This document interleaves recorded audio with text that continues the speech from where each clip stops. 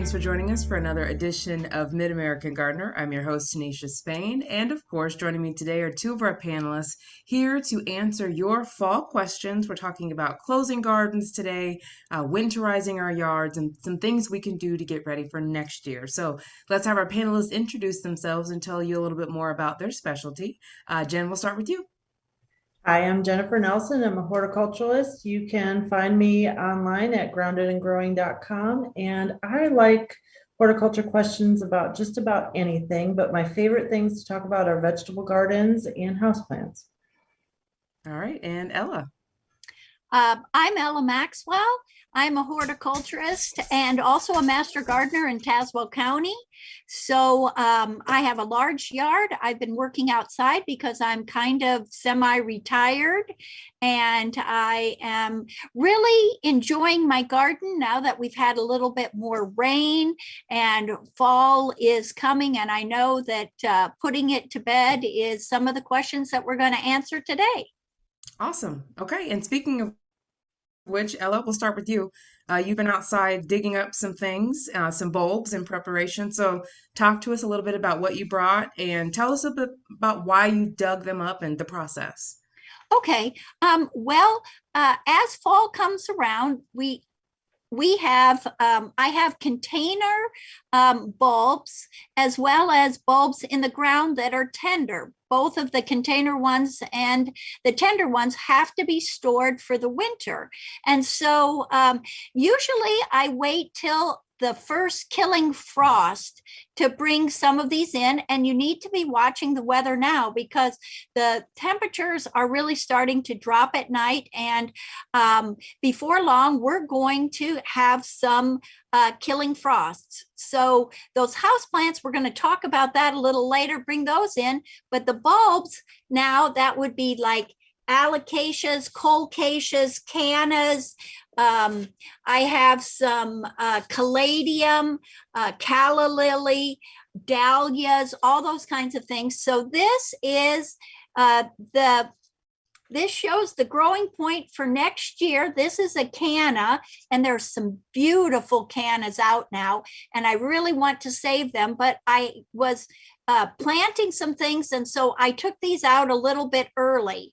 I also have some other little bulbs here that are drying off. This is from a tuber rose. So glads can be harvested now, and you're going to remove the top part of the foliage, maybe leave a couple of inches, and then I store them in my basement back room. So they'll be stored in the dark in a cardboard box on some newspaper.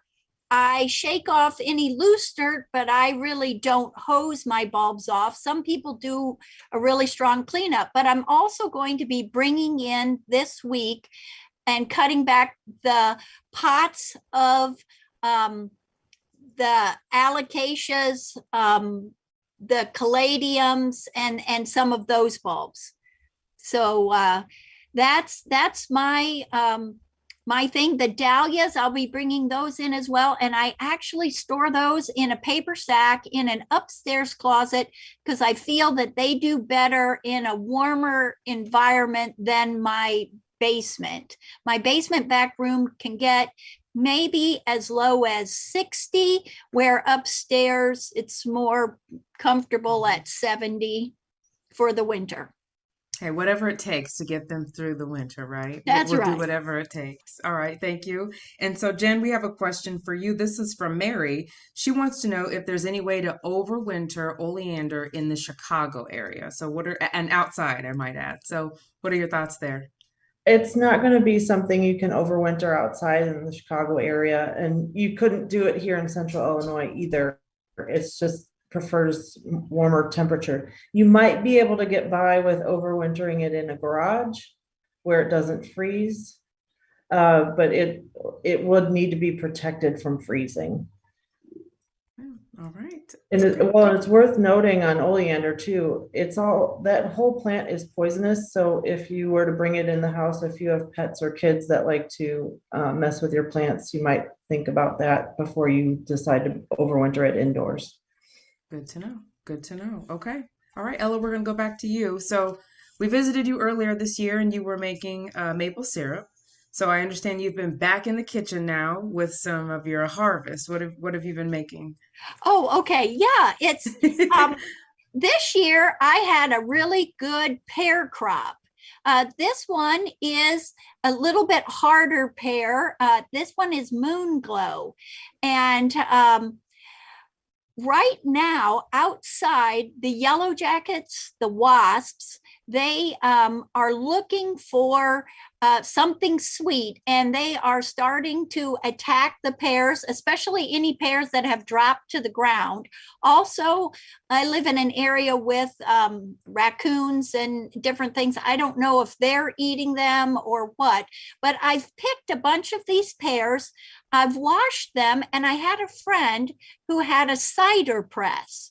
So I thought, I'm going to try making pear cider. So with that, I had to wash the pears. Sometimes the pears can have like a little, oh, I don't want to call it mold. I'm not sure exactly what it is, but I washed that and used a little scrubby brush.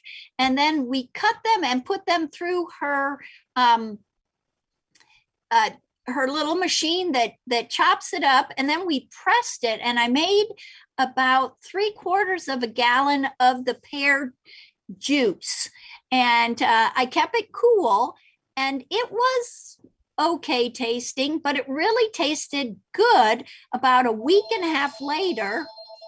Sorry about the phone.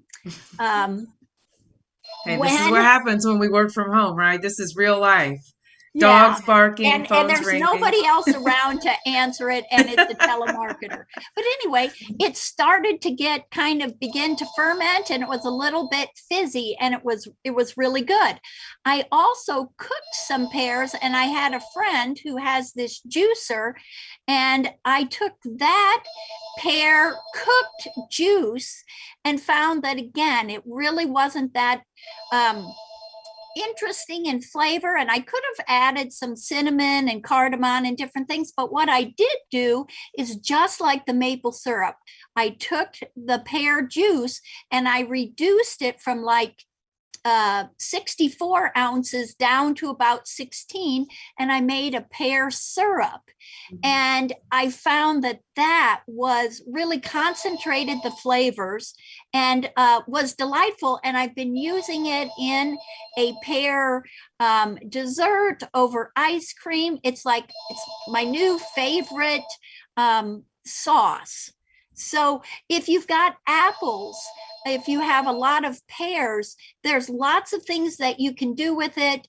I mean, there's only so many apple crisp or pear crisp we can eat, but you can make juice and sauce and cider and syrup and all kinds of things. So I encourage you to don't waste your garden produce, and you can share it with others. Great ideas as always, and I'm sure that was delicious over ice cream for sure. Okay, all right, Jen, we're gonna go back to you. This one came in from Facebook today. We put out a request asking folks if they had any questions about winterizing, and you might recognize this name. This one came in. This is Karen Ruckel. She's a normal panelist on our show. She has a banana and wants to know if you have any tips of how to overwinter this. She said she can't even lift it. It came in a 5-inch pot earlier this spring. So we've got a picture of it, and of course, it grew beautifully.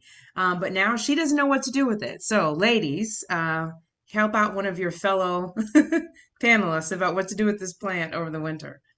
Well, to my knowledge, it would be better overwintered in the basement, and you end up cutting back that main stem, and next year's growth will be a whole new plant coming out from the base.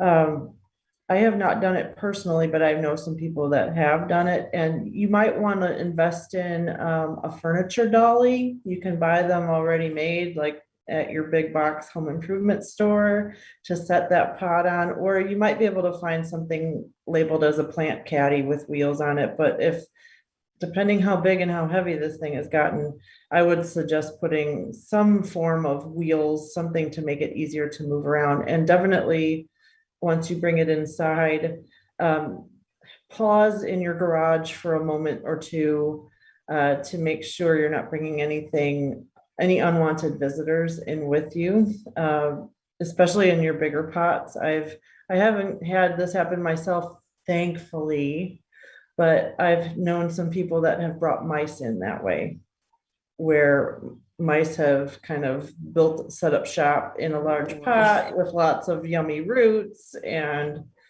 they kind of discover that after they've brought it into their cozy house. oh no. Okay. So So yes, make sure you're checking for when I bring mice. stuff in, yeah, I kind of pause to make sure anything reveals itself. Usually it's more like insects and stuff, but on occasion I have heard stories.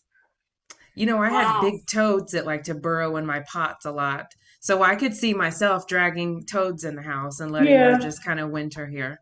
yeah. I had a tree frog once that came in and I kept it all winter. Oh, Did you? And then it got to go back outside. Now, I'm disappointed Karen didn't ask her buddy here what to do with that. I mean, actually, we have talked about it. You can cut the foliage and just leave that stalk about 10 inches. And then you could take a very sharp shovel um, or a long knife, and you could actually cut around and lift out that huge column and overwinter it again in a cardboard box or oh. a paper sack or something where you wouldn't have to move the pot in. I think that was Karen's biggest concern, is that sometimes these plants grow too large. I know Mhm. for sure that she gave away one of her house plants that did exceptionally well, that she thought, I am not going to try to lug this in again. And she has some beautiful cannas as well that she is going to again overwinter. And she does have a really nice basement with her the way her house is set up. She does have some above ground windows in her basement. Mm, So she has a pretty good setup for her overwintering her plant materials. And nice. again, that's something that I have too, is I have a sunroom that I can put things in. And I also have that's in my off my walkout basement.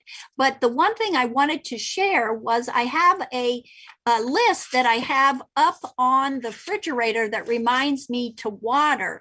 And so actually I went back, and last year I brought my plants in on October the 24th. So I'm pretty much on track to be doing that again. Last year we must have had a nice warm fall. But I mark when I water, because sometimes I think I'm going to water every Saturday, and it sure doesn't work out that way.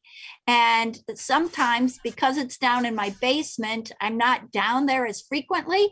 So it helps to remind me to stay on top of these house plants that I'm trying to overwinter. And for sure, check your house plants out. It's a good idea maybe to even spray them with like insecticidal soap Mhm. the week before you plan on bringing them in. So, yeah, or several days before bringing them in, to reduce any likelihood of bringing in.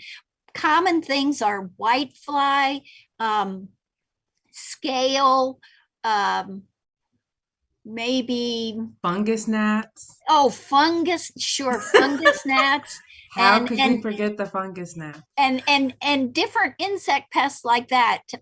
And of course, I usually cut back some things, but not very severely. I wait until early in the spring to really cut back the hibiscus, really cut back some of the other plants. And I have overwintered bananas in pots as a house plant or as forced dormant, like tuber. So both have been successful, but Karen's plant is really so large.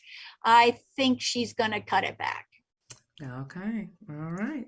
Well, thank you for answering, and thanks for Karen to Karen for playing along and sending in a question for us. Okay, Ella, we're going to go back to you. This is going to be kind of a double one. We've got two questions about hostas. So first, we'll talk about number 88. This is from Jen Baker, and she writes in, we noticed a couple of weeks ago that our green and white hostas were looking very bedraggled. Our other green and blue hostas seem to be fine, and they're right next to them. Also have noticed in some of our neighbors' yards that the green and white ones also look bad. They're not in the sun and get the same amount of water. Could this be a virus? Should we ignore it, cut them back, or dig them out? So, do you want to talk about that one first, or would you like me to read the other one as well? Read the other one as well. Okay, so let's go to 93. This is from Nancy Marshall. She says, I have many hosta, and fortunately, I have most of them in a sunny area, some in the shade. They grew like crazy in the spring, survived the heat, and had few bug problems. But now she says she's seeing posts about a bacteria that seems to be killing hosta and requires total destruction of the plants, and it contaminates the soil. She wants to know if this is happening in Illinois, does have some leaf damage, but it looks like it could be heat stress or normal damage. So folks are really just looking for some direction here. Is there a hosta disease that is going through? And what do you think these folks are possibly dealing with? Okay, well, for Jen, who sent in the pictures, hers, that's heat stress, and just the hot, dry conditions that we had for hostas that have white in their foliage. When you have the white area, there's no chlorophyll. They aren't manufacturing food, and that area is most sensitive to excessive sunlight, or again, most sensitive to drought stress. So many of the hostas that I have that have a high white color in their variegation, they can look poor. Some of that also has to do with the genetics of the plant itself, on whether or not it has a very thick leaf with a thick cuticle that makes it more resistant to slug problems and things. So for Jen and her hostas, I would just cut them back this fall. I don't think there's any disease or problem there. Now for Nancy and her hostas, there are Hosta diseases. There is a virus that would require you to destroy a plant. And the symptoms of that can be seen as like a color break. The leaf no longer looks like the plant you remembered. It might have mottling or blotches or something like that. That is caused by Hosta virus X. There is a southern blight. This is a fungus disease, not bacterial, that causes a crown rot, and then the leaves just pull away easily after they've collapsed. And that one is difficult to control, but you can save your hostas. I would say the best thing to do is just Google some information on some of the various disease, and there is an insect problem with nematodes, foliar nematodes. So she can find out information on the web with accompanying pictures, or there's some really good publications out there through Extension that you can look up for Hosta diseases and such. But I don't think that there's anything new or problematic, and probably all of us have have had some problems with one or the other. The one that you want to avoid is Hosta virus X, because it's mostly spread. It would come into the plant maybe from the propagator, and then it can be spread from your cutting infected plant material, and then without sterilizing your pruners or a knife or whatever, and then spreading it to a healthy plant when you make a cut. So it's spread through the plant sap, so to say, because it's a small virus particle. So it's good to look over your plants, especially before you go cutting everything down all in one afternoon, that you're not going to create a problem. Okay. Thank you, Ella. Always full of great information. Okay, we're going back to the garden. This is Madeline Bodine. She sent this in on Facebook. She says, I am a first-year elephant ear grower. They're planted in the ground in a slightly raised bed. I'm in zone 5. The question is, can I leave these bulbs in the ground? And Jen's already shaking her head. No, those look great. So good job on your first year. So you're telling her she needs to go and get those and dig them up. Yes, these are one of the bulbs like what Ella's been digging in her yard. They are not hardy over the winter, so you do need to dig them up. And at my house, we just kind of dry them off and they stay in a Rubbermaid tote that we've drilled some holes in for ventilation, and we put them in our crawl space. We have found that that's a good location to overwinter them, and I don't put anything in with them. They're just have good air circulation. And I'll tell you, my elephant ears, I thought, I forgot they were in with the cannas. I should have separated them out in their own bag or something. And I forgot they were in there, and I had planted out what cannas that I wanted to plant this year. And I dumped what was left in the area of our yard where we put extra soil or plant material, the pile, as we call it. And I was like, well, maybe the pile will have some cannas on it this year. And then lo and behold, there's some big, beautiful elephant ears mixed in with there too. So I'm going to make sure I go out and dig them up before they perish in the frost. So they've proven themselves. I was going to say, survival of the fittest. Now you Yes, get to come and rejoin everyone else over here, yes. not in the pile. Okay, all right. I think this will probably be our last question for both of you, actually. You both mentioned reseeding your lawns earlier this year, or not too terribly long ago. And Myra writes in, reseeded some of my backyard and need to know how often I need to water it. So, both of you, please take a couple of minutes and weigh in on this as we kind of go into that dormant season. Ella, what are your tricks for maintaining and having a fresh looking lawn come spring?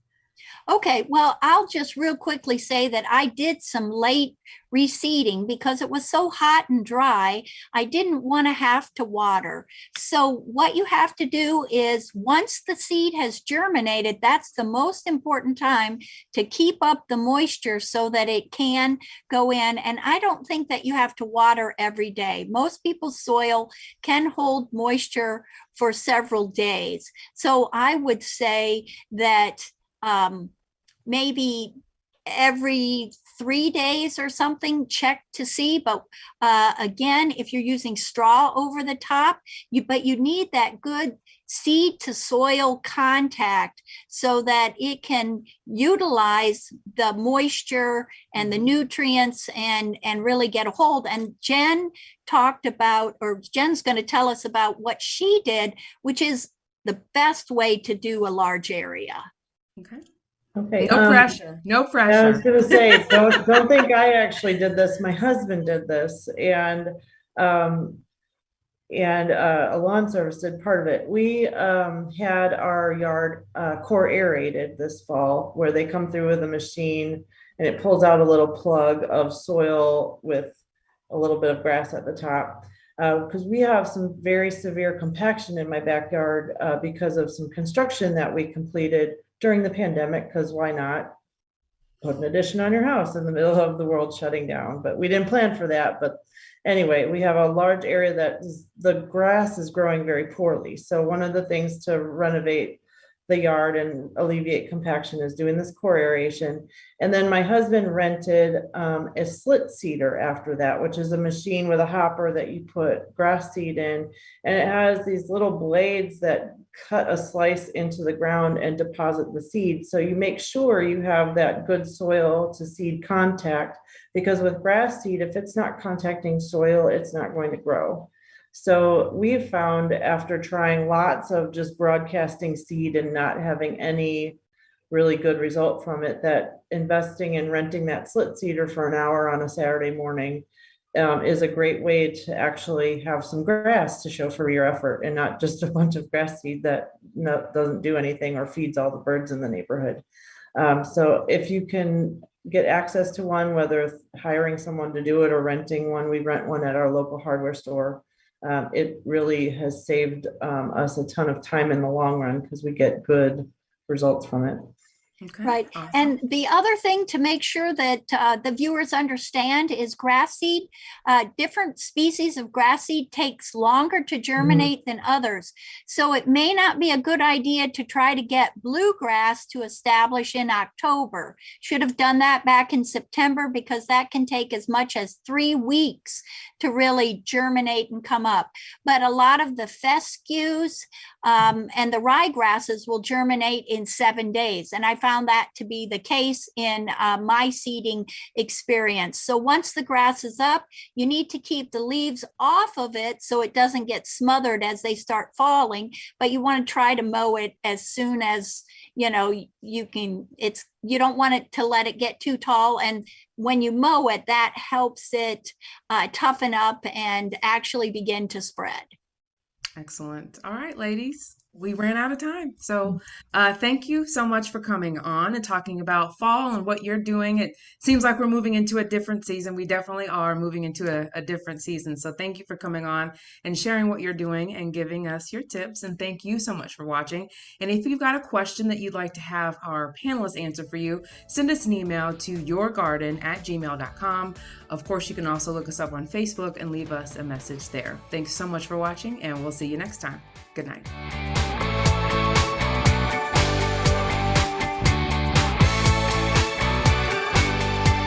Awesome. Thank you. Thank you.